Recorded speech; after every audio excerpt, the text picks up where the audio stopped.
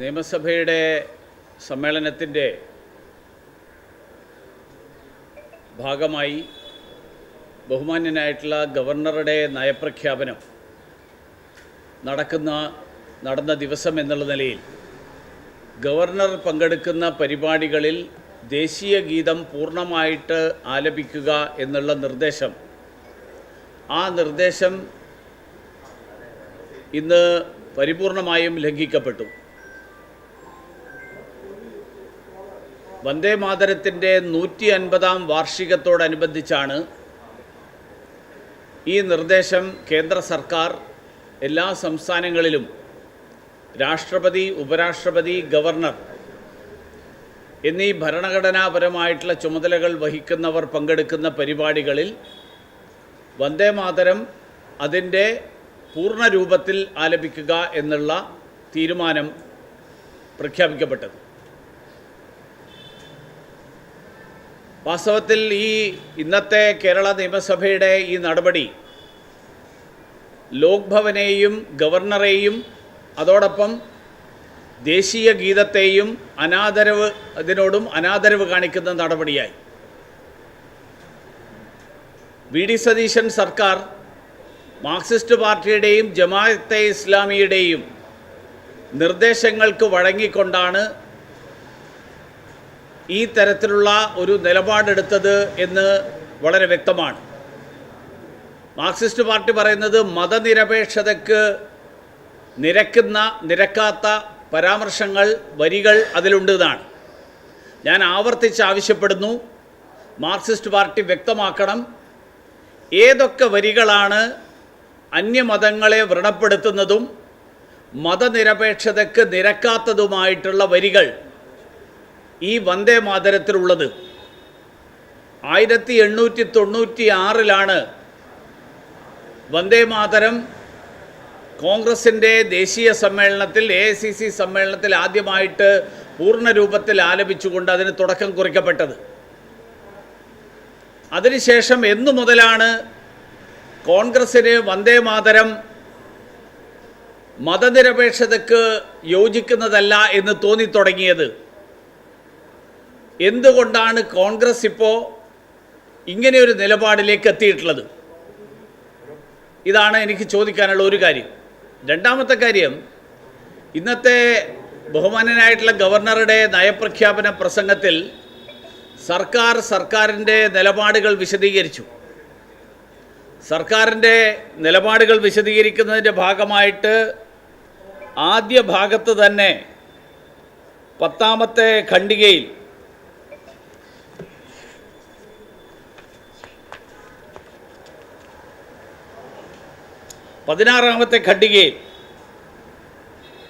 സർക്കാർ പറയുന്നത്, സംസ്ഥാനം ഇന്ന് ഗുരുതരമായ സാമ്പത്തിക വെല്ലുവിളികൾ നേരിടുകയാണ്. നിലവിലുള്ള ബാധ്യതകളും സാമ്പത്തിക ഞെരുക്കവും പൊതുധനകാര്യത്തിൽ കടുത്ത സമ്മർദ്ദം സൃഷ്ടിച്ചിട്ടുണ്ട്. ഈ യാഥാർത്ഥ്യങ്ങളെ സത്യസന്ധതയോടും ഉത്തരവാദിത്വത്തോടും കൂടി എൻ്റെ സർക്കാർ നേരിടും.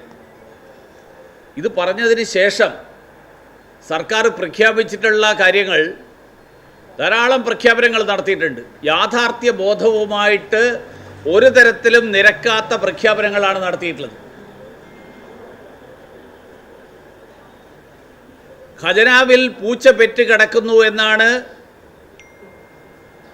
നമ്മുടെ നിലവിലുള്ള മുഖ്യമന്ത്രി ശ്രീമാൻ വി.ഡി. സതീശൻ പ്രതിപക്ഷത്തിരുന്നപ്പോൾ ആവർത്തിച്ച് പറഞ്ഞിരുന്നത്. ആ പൂച്ച പെറ്റ് കിടക്കുന്ന ഖജനാവിനെ ഉപയോഗിച്ചുകൊണ്ടാണോ ഈ പറഞ്ഞ സ്വപ്ന പദ്ധതികൾ? അതോടൊപ്പം കേരളത്തിലെ ഓരോ കുടുംബത്തിനും പ്രതിവർഷം 25 ലക്ഷം രൂപയുടെ ആരോഗ്യ പരിരക്ഷ, ആരോഗ്യ ഇൻഷുറൻസ് നടപ്പിലാക്കാൻ പോകുന്നത്? ഈ സർക്കാർ വയോജനങ്ങളുടെ ക്ഷേമത്തിനായിട്ടൊരു പ്രത്യേക വകുപ്പ് പ്രഖ്യാപിച്ചിട്ടുണ്ട്. ആ വകുപ്പിന് ആദ്യത്തെ 3 ദിവസം മന്ത്രിയില്ലായിരുന്നു, പ്രഖ്യാപനം മാത്രമേ നടന്നുള്ളൂ. അതിനുശേഷമാണ് ആ മന്ത്രി ആരായിരിക്കും എന്നുള്ളത് പറഞ്ഞിട്ടുള്ളത്. പക്ഷേ കേന്ദ്ര സർക്കാർ നരേന്ദ്രമോദിയുടെ നേതൃത്വത്തിൽ 70 വയസ്സ് കഴിഞ്ഞ ആളുകൾക്ക് സൗജന്യമായിട്ടുള്ള ചികിത്സ, മറ്റെല്ലാ മാനദണ്ഡങ്ങളും മാറ്റിവെച്ചുകൊണ്ട് സൗജന്യമായിട്ടുള്ള ചികിത്സ എന്നുള്ള പ്രഖ്യാപനം നടത്തി. അത് നടപ്പാക്കാത്ത സംസ്ഥാനമാണ് കേരളം. പിണറായി വിജയൻ്റെ നേതൃത്വത്തിൽ. ഏറ്റവും ചുരുങ്ങിയത് ഈ വയോജനക്ഷേമത്തിന് വേണ്ടിയിട്ടൊരു പ്രത്യേക വകുപ്പ് രൂപീകരിച്ച സാഹചര്യത്തിൽ ആ പദ്ധതിയെങ്കിലും കേരളം നടപ്പിലാക്കുമെന്ന് പറയാൻ ഈ നയപ്രഖ്യാപനത്തിൽ സമയം കണ്ടെത്തിയില്ല സർക്കാർ. മാത്രമല്ല, ഈ കഴിഞ്ഞ 10 വർഷക്കാലത്തെ പിണറായി വിജയൻ സർക്കാരിൻ്റെ കാലത്ത് ഉയർന്നു വന്നിട്ടുള്ള 2 വലിയ വിഷയങ്ങൾ കേരളത്തിലെ ജനങ്ങളുടെ മുഴുവൻ തന്നെ, പ്രത്യേകിച്ച് വിശ്വാസികളുടെ മുഴുവൻ തന്നെ വികാരങ്ങൾ വ്രണപ്പെടുത്തിയിട്ടുള്ള വിഷയമാണ് ശബരിമലയിലെ സ്വർണ്ണക്കൊള്ള. ആ സ്വർണ്ണക്കൊള്ളയുടെ വിഷയത്തിൽ സർക്കാരിൻ്റെ നിലപാടെന്താണ്? പരാമർശിക്കുന്നില്ല. കഴിഞ്ഞ 2 വർഷത്തിലേറെ കാലമായിട്ട് തുടർന്നുകൊണ്ടിരിക്കുന്ന വിഷയമാണ് മുനമ്പം. മുനമ്പത്തിൻ്റെ വിഷയത്തിൽ ന്യൂനപക്ഷ ക്ഷേമത്തെക്കുറിച്ച് പറയുന്ന ഭാഗത്ത് ആകെ പറഞ്ഞിരിക്കുന്നത് വഖഫ് ആസ്തികളുടെ സംരക്ഷണവും പരിപാലനവും വഖഫ് ബോർഡിൻ്റെ പ്രവർത്തനങ്ങളുടെ ആധുനികവൽക്കരണം എന്നിവയ്ക്ക് പ്രഥമ പരിഗണന നൽകുന്നതാണ്. 610 കുടുംബങ്ങൾക്ക് അവരുടെ സ്വന്തം ഭൂമിയിൽ അവരെ കയ്യേറ്റക്കാരായിട്ട് ചിത്രീകരിക്കപ്പെടുന്ന ഒരു സാഹചര്യം, ആ സാഹചര്യത്തിന് 10 മിനിറ്റ് കൊണ്ട് പരിഹാരം കണ്ടെത്തും എന്ന് പറഞ്ഞ മുഖ്യമന്ത്രി 10 മിനിറ്റും കഴിഞ്ഞ് 10 ദിവസവും കഴിഞ്ഞ് സർക്കാരിൻ്റെ ആദ്യത്തെ നയപ്രഖ്യാപന പ്രസംഗത്തിൽ പോലും ഇക്കാര്യത്തെക്കുറിച്ച് പരാമർശിക്കുന്നില്ലെങ്കിൽ, ഞങ്ങൾ ആദ്യം പറഞ്ഞ മുസ്ലിം ലീഗിൻ്റെ നിയന്ത്രണത്തിലുള്ള സർക്കാർ, മുഖ്യമന്ത്രി കോൺഗ്രസ്, നിയന്ത്രണം മുസ്ലിം ലീഗിൻ്റെ എന്നുള്ള സാഹചര്യം, ആ സാഹചര്യം വ്യക്തമാക്കുന്നതാണ് ഈ നയപ്രഖ്യാപനവും എന്നുള്ളതാണ്. അതുകൊണ്ട് ഒറ്റ വാക്കിൽ പറഞ്ഞാൽ യാഥാർത്ഥ്യബോധം തൊട്ടു തീണ്ടിയിട്ടില്ലാത്ത ഒരു നയപ്രഖ്യാപനം. സംസ്ഥാനത്തിൻ്റെ സാഹചര്യങ്ങൾ, ആ സാഹചര്യങ്ങളെക്കുറിച്ച് ധാരണയുള്ള ഒരാളും ഈ നയപ്രഖ്യാപനം, ഇതുപോലുള്ളൊരു നയപ്രഖ്യാപനം നടത്തില്ല. പകരം അവർ ആദ്യഘട്ടത്തിൽ സൂചിപ്പിച്ചിട്ടുള്ള പ്രതിസന്ധികൾ, ആ പ്രതിസന്ധികളുടെ പരിഹാര മാർഗങ്ങൾ ഈ നയപ്രഖ്യാപനത്തിൽ ഉണ്ടാകുമെന്നാണ് പ്രസംഗം തുടങ്ങിയ ആദ്യഘട്ടത്തിൽ ഈ പ്രശ്നങ്ങൾ ഉന്നയിച്ചപ്പോൾ ഞാൻ പ്രതീക്ഷിച്ചത്. നയപ്രഖ്യാപനത്തിൽ ഇതിനെയൊക്കെ പരിഹരിക്കാൻ വേണ്ടിയിട്ടുള്ള മാർഗങ്ങൾ ഈ നയപ്രഖ്യാപനത്തിൽ ഊന്നിപ്പറയും എന്നുള്ളതാണ്. അതൊന്നുമില്ലാത്ത ഈ നയപ്രഖ്യാപനം ഇത് മലർപ്പൊടിക്കാരൻ്റെ സ്വപ്നം മാത്രമാണ്.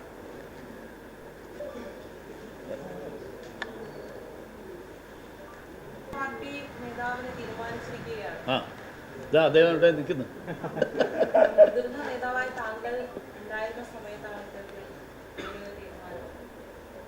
മുതിർന്ന നേതാവായിട്ടുള്ളത് കൊണ്ട് ഇദ്ദേഹം മുതിർന്ന നേതാവല്ല എന്നാരാ പറഞ്ഞ്?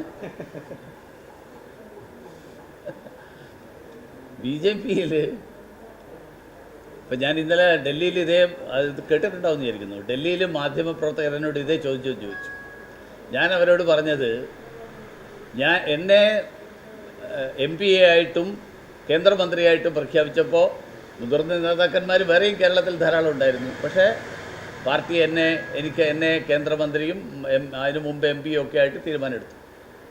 അതുകൊണ്ട് BJP-യിൽ ഈ മുതിർന്ന നേതാവ് ആരാണെന്നുള്ളതിന് നിങ്ങൾ കണ്ടെത്തുന്ന മാനദണ്ഡം എന്താണെന്നറിയില്ല. ഞങ്ങളെ സംബന്ധിച്ചോളം ഗോപകുമാർ ദീർഘകാലമായിട്ട് പൊതുപ്രവർത്തനത്തിൽ ഇരിക്കുന്ന ഒരാളാണ്. അദ്ദേഹം മുടി കുറച്ച് എൻ്റെ അത്ര വെളുത്തിട്ടില്ല, അതുകൊണ്ട് മുതിർന്നതല്ല എന്ന് തോന്നണ്ട.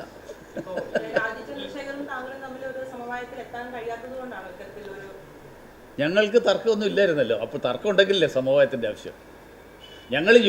ഞങ്ങളെല്ലാവരും കൂടി യോജിച്ചിട്ടാണ് ശ്രീ ഗോപകുമാറിനെ ഞങ്ങളുടെ നിയമസഭാ കക്ഷി നേതാവായിട്ട് തിരഞ്ഞെടുത്തു.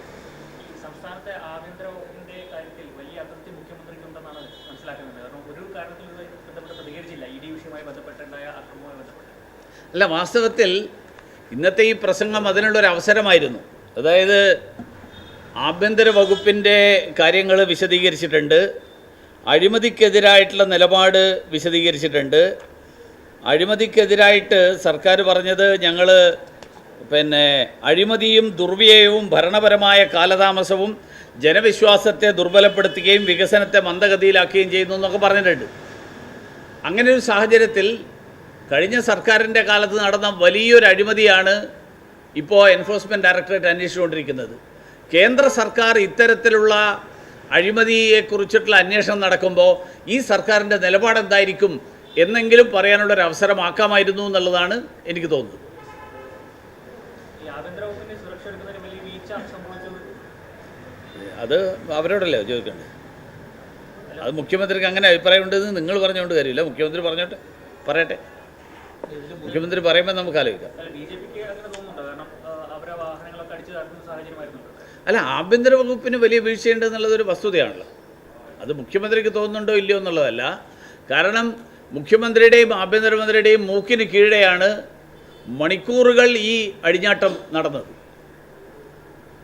ഇപ്പോൾ വാദത്തിന് വേണ്ടി ഞങ്ങൾ മുൻകൂട്ടി അറിഞ്ഞിരുന്നില്ല എന്ന് പറഞ്ഞാൽ പോലും, മുൻകൂട്ടി അറിഞ്ഞു കഴിഞ്ഞാൽ 10 മിനിറ്റ് കൊണ്ട് ഈ കേരളത്തിലെ പോലീസ് സേന അവിടെ എത്തണ്ടേ? മണിക്കൂറുകൾ കഴിഞ്ഞിട്ടും എത്തിയില്ല. അപ്പോൾ അത് ഒന്നുകിൽ ഇവരുടെ നിയന്ത്രണത്തിൽ പോലീസ് ഇപ്പോഴും വന്നിട്ടില്ല, അല്ലെങ്കിൽ ഇവർ സഖ്യകക്ഷിയെ സഹായിക്കുക എന്നുള്ള നിലപാട്. ഇന്ത്യ സഖ്യത്തിൻ്റെ ഘടകകക്ഷിയാണ്. CPM-ഉം കോൺഗ്രസും ഒരേ മുന്നണിയുടെ ഘടകകക്ഷികളാണ്. അതുകൊണ്ട് പിണറായി വിജയനെതിരായിട്ട് അവർ പ്രതിപക്ഷത്തിരുന്നപ്പോൾ ഉന്നയിച്ച ആരോപണങ്ങൾ കഴിഞ്ഞ കാലങ്ങളിലൊക്കെ സംഭവിച്ചിട്ടുള്ളതാണ്. CPM ഭരണത്തിലിരിക്കുമ്പോൾ ഉന്നയിച്ചിട്ടുള്ള ആരോപണങ്ങൾ അത് ഭരണത്തിൽ വന്നതിന് ശേഷം കോൺഗ്രസ് അതിൻ്റെ തുടർ നടപടികൾ എടുത്തില്ല. CPM-ഉം തിരിച്ച് അതേപോലെ കോൺഗ്രസ് ഭരണത്തിലിരുന്ന കാലത്ത് ഉന്നയിച്ചിട്ടുള്ള ആരോപണങ്ങൾ, ആ കാര്യത്തിൽ CPM നടപടികൾ എടുത്തിട്ടില്ല. അത് തുടരുകയാണ്. അല്ല, അതല്ലെങ്കിൽ വേറെ എന്താണെന്ന് എനിക്കറിയില്ല. എനിക്ക് ഒറ്റ കാര്യമേ അതിൽ തോന്നുള്ളൂ. കാരണം അവിടെ നിന്നുള്ള ശാസന വരുമോ എന്നുള്ള ഒരു പേടി. പാണക്കാട് ഇന്നലെ വീണ്ടും പോയത് അത് ബോധ്യപ്പെടുത്താനാണോ എന്ന് എനിക്കറിയില്ല.